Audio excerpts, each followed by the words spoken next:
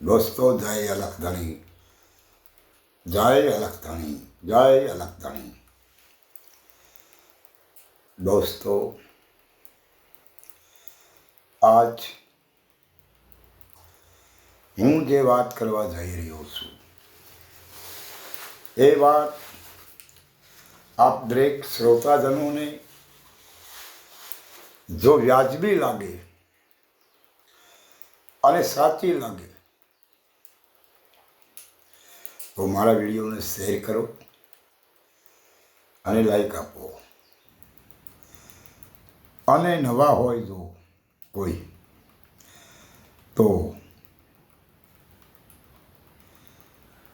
Subscribe કરે અને બેલકન button દબાવવાનું ભૂલે નહીં. અને તેઓના મિત્રવર્તુળમાં તેઓના મિત્રમંડળ દરેક જગ્યાએ શેર કરે. અચ્છા દોસ્તો, આજકાલ ચાલી રહેલો એક વિવાદ જે મનુવાદીઓની સોચ, મનુવાદીઓની વિચારધારા જે પરાણે આ બહુજન સમાજ ઉપર ઠોકી બેસાડવાની વાત છે. અને બહુજન સમાજ જાગો તો સારી વાત છે, કારણ કે બહુજન સમાજને જાગવું એ જરૂરી એટલા માટે છે કે ભારત દેશના સુપ્રીમ કોર્ટના સર્વોચ્ચ ન્યાયમૂર્તિ જે.જે.આઈ. ગવઈ, B.R. ગવઈ સાહેબને મનુવાદી વિચારધારાવાળા વકીલે જોડો મારી અપમાન કરવાનું જોડો મારવાનો પ્રયાસ કર્યો. અને આ પ્રયાસ કરી માનીય શ્રી ગવઈનું અપમાન એ તો આપ દરેક નિહાળી રહ્યા છો કે જેનું દિલ મોટું છે એ ગવઈ સાહેબનું અપમાન કરવામાં આવ્યું હોય અને ગવઈ સાહેબ એને અમે એક્શન લેવાને માટે તૈયારી બતાવતા ન હોય તો આની ઉદારતા છે. પણ બહુજન સમાજના લોકોએ ચોક્કસ વિચાર કરી લેવો અને વિચાર એવો કરવાનો છે કે આજે નહીં જાગવું તો પછી તમારી અને મારી સ્થિતિ જે પૂર્વે હતી ત્યાં જઈને ઊભી રહેશે. કારણ કે આ મનુવાદીઓની સોચ છે કે દલિત સમાજની વ્યક્તિ, શુદ્ર સમાજની કોઈ પણ વ્યક્તિ ઊંચા સ્ટેજ ઉપર બેસે એ આ મનુવાદીઓને ગમતી વાત નથી. અને તેમની અંદર પડેલો કીડો હળવયા વગરનો રહેતો નથી એનું ઉદાહરણ છે આ. અને 10% ભારતની અંદર જેની વસ્તી હોય અને 90% લોકોને હંફાવવાનું કામ કરતા હોય તો એનું કારણ એક જ છે કે બહુજન સમાજની એકતા નથી. અગર જો બહુજન સમાજની એકતા થઈ જાય તો શું એમની હેસિયત છે કે સુપ્રીમ કોર્ટના મુખ્ય ન્યાયમૂર્તિ જજ સાહેબને અપમાન કરવાનો પ્રયાસ એક વકીલ કરી શકે? અસંભવ. પણ એ લોકોને ખબર છે કે આ સુદૃઢ સમાજ જે બક્ષી પંચ, SC, અને માઇનોરિટી આ લોકો જે રહ્યા ને એને આપણે નચાવીશું એમ નાચશે. અને એ મનુવાદીઓની વિચારધારા એ સાબિત થતી આવે છે કે એમની રચના કરેલી હોય એમાં આપણે અટવાઈ ગયા છીએ. પણ ખરેખર જાગવાની જરૂર છે. અગર નહીં જાગો તો ભોગવવાની તૈયારી રાખવી આવતા સમયમાં એ 100% છે.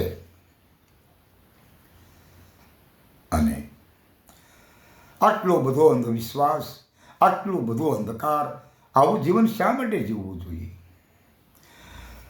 ડૉક્ટર બી આર આંબેડકરે અધિકાર આપ્યો છે.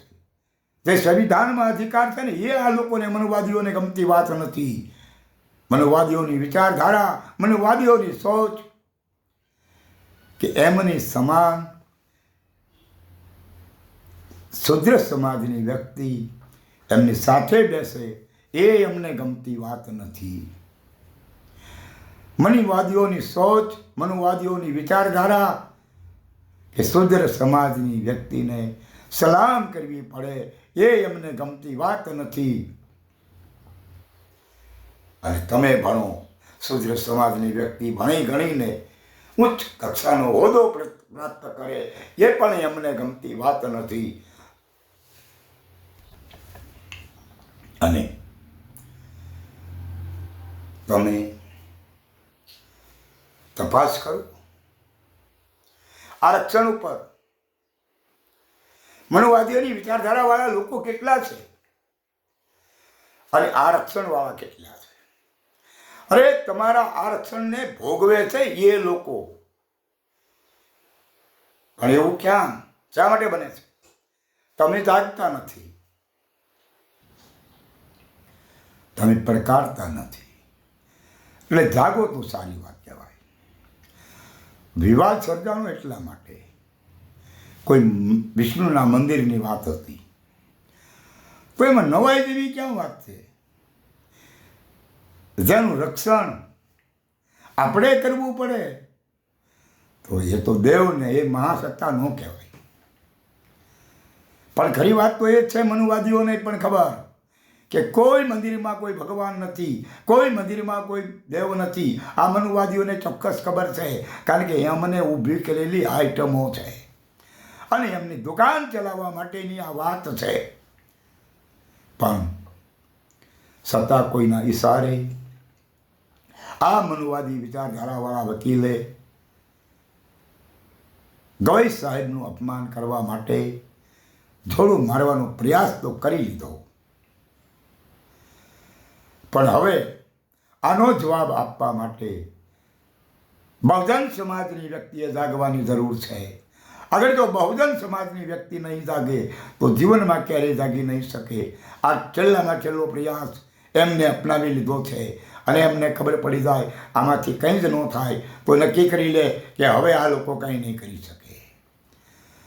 એટલે અવશ્ય જાગવું એ જરૂરી છે. અને આપણા હિત માટે જાગવું, કોઈના અમે અન્યાય કરવા નથી જાગવું, આપણે આપણા ન્યાય માટે જાગવું છે. આપણી સમાજના એક મેં સાંભળ્યું છે, મહાભારતનો એક ઇતિહાસ છે, કાલ્પનિક હોય કે સત્ય હોય કે નથી કહેવા માંગતો, પણ એમાં જે લખાયેલી વાત જે રહી ને એની અંદર સમજવું.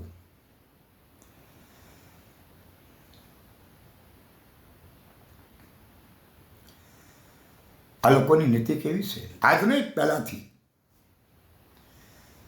દ્રોણ ગુરુ ક્ષત્રિયોને વિદ્યા ભણાવે, બ્રાહ્મણને વિદ્યા ભણાવે, પણ શુદ્ર સમાજના વ્યક્તિને નહીં. આ તો કેવો અન્યાય! હાલ પરશુરામ જેને ભગવાન કહે છે, આ લોકો એ પણ બ્રાહ્મણને વિદ્યા ભણાવે, ક્ષત્રિયને વિદ્યા ભણાવે, પણ શુદ્રોને નહીં. શા માટે ભાઈ? जो भगवान हो तो एनी दृष्टि में समानता होनी चाहिए. जिसकी दृष्टि में समानता हो सकती है वही भगवान कहलाते हैं. જેની અંદર જાતિ ને ભાતિનું ઝેર હોય એને ભગવાન કેમ કહેવું? એ વસ્તુ બ્રહ્મણાવાળી છે. અને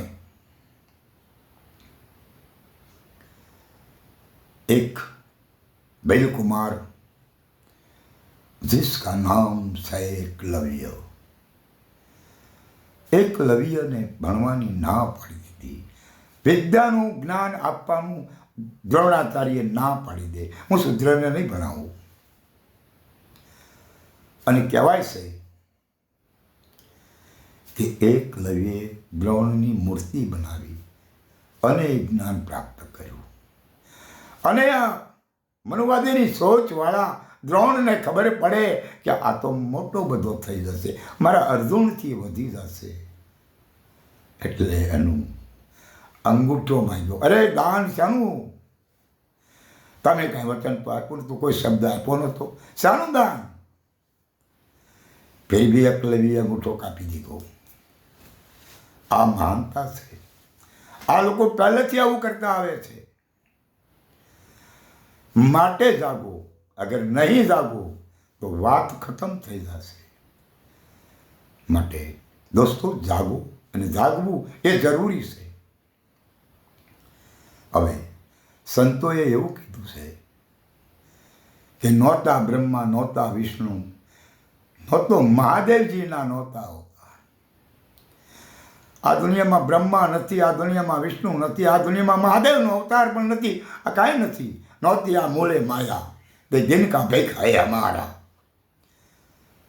આ જગતના ચોકમાં બ્રહ્મા વિષ્ણુ ને મહેશ નહીં, આ મૂળે માયા નહોતી, ત્યારથી આ મારો ધર્મ છે.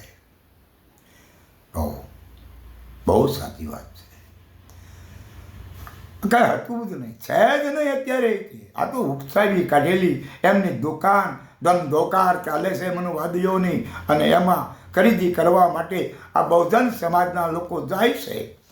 અને પાછા એ મનુવાદીની વ્યક્તિ, જ્યારે બહુજન સમાજની વ્યક્તિ કોઈ એ મંદિરે જાય તો એને નથી હાંકી કાઢવામાં આવે. પૈસા મનુવાદીઓ બહુજન સમાજના લોકો પાસેથી લૂંટે છે, અને પાછા હળદૂત પણ એ કરે છે, અને મનુવાદીઓ આસન કરે છે. એવું નથી, મનુવાદીઓને તો આપણી ઉપર ઠોકી બેસાડવું છે, અને બહુજન સમાજના લોકો આ સહન કરે છે. મનુવાદીઓ સહન એટલે કરે છે કે એને ખબર છે કે આપણે હલીશું ને તો કાયદો અને જોગવાઈ જે સંવિધાનની છે ને એ આપણને પાડી દેશે. પણ આ એમના એ થોડે પ્રયાસો કરે છે કે આ લોકો પાસે કેટલી પહોંચે, કેટલી એકતા છે. માટે 5-10% વાળી વ્યક્તિ 9%ની વ્યક્તિઓને જો હંફાવતી હોય તો આપણી ગદ્દારી છે એકતા થવા માટેની. માટે સમાજે જાગવાની જરૂર છે, બહુજન સમાજે એક થવાની જરૂર છે, અને ન્યાયના હિત માટે લડવાની જરૂર છે. कदापि किसी के साथ अन्याय अत्याचार करने के लिए मैं नहीं कहता हूँ. मैं सिर्फ और सिर्फ न्याय के हित के लिए कहता हूँ, अपने ही हित के लिए नहीं, सार्वजनिक हितों के लिए, कि જ્યાં કોઈનું અપમાન થાય નહીં. અને ભારતના મહાપુરુષોએ જાતિવાદને છેડવાનું બંધ કરાવ્યું છે, પણ મનુવાદીઓની વિચારધારામાં ક્યારેય જાતિવાદ ગયો નથી, અને જાય એવું લાગતો પણ નથી. અને આપણે એમાં ઉતરેલાથી એને સન્માનિત કરવા, એને મહાન કરવા, એને અધિષ્ઠાન આપવું, અને એ પાછા તમને બદનામ કરે તોય આપણે ચલાવી લઈએ. હું પૂછવા માગું છું મનુવાદીઓને કે જ્યારે જ્યાં બેન દીકરીઓ ઉપર બળાત્કારના કેસ થાય છે, અત્યાચાર થાય છે, જુલમ થાય છે, દરેક ભોગ બનતા હોય, ત્યારે આ બધાને ન્યાય આપવા માટે વિષ્ણુ ક્યાં જાય છે, ब्रह्मा क्या जाए से, शिव कहाँ जाते हैं, वो नहीं है. એ વેદા લેખ આ બધી વાસ્તવિકતા તમે ઊભી કરેલી છે.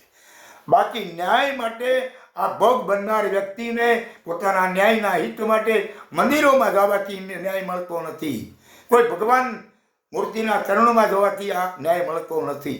ન્યાય જો મળતો હોય તો સંવિધાનના આશરે જવાથી દરેકને ન્યાય મળે છે.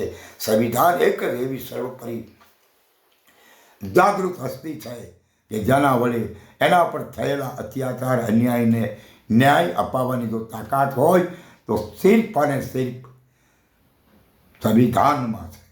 બાકી કોઈ દેવ દેવી દેવતા વીર ભીર પૈગંબર કે કોઈની પાસે લોકોને ન્યાય અપાવવાની તાકાત નથી. ન્યાય એક જ હસ્તી છે કે જે ડૉક્ટર B.R. આંબેડકર સાહેબનું સંવિધાન. ભારત દેશ સંવિધાનના હિસાબથી ચાલે છે. કોઈ મનુવાદીઓની વિચારધારાવાળા દેવ દેવી દેવતાઓ કે કોઈ ભગવાનના હિસાબે આ ભારત દેશનું સંચાલન નથી થતું.